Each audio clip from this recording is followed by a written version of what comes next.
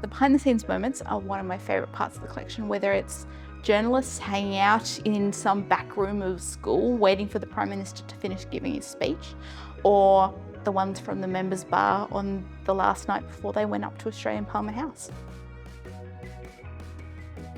We often talk about politicians and show you fantastic photographs of events that took place in our building. But we don't often talk about the people who were behind the camera.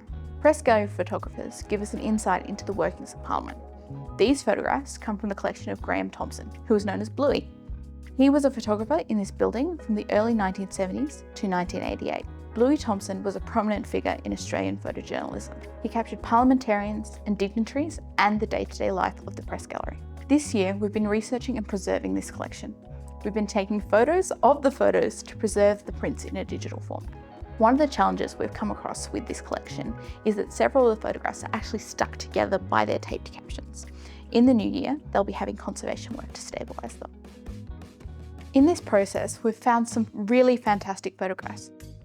Here we can see Malcolm Fraser giving a press conference to electronic media in 1978, suggesting that print journalists had a separate press conference. Here we see Bob Hawke arriving at Parliament House to a barrage of cameras and reporters. This was known as a doorstop. Politicians are not the only ones to feature in this collection. This fantastic photograph shows journalists on the Prime Minister's plane relaxing as they follow the Prime Minister around the country, or hard at work in one of the Parliament House studios. Photos like this are particularly useful for our research, as many of these studios were demolished after the press left the building. So this Prime Minister's schedule is really one of the fantastic gems of this collection, particularly so because we can actually correlate it directly to the photographs that were taken that day. So first at the Edwardstown Bowling Club, and then later in the day at the Family Fun Day.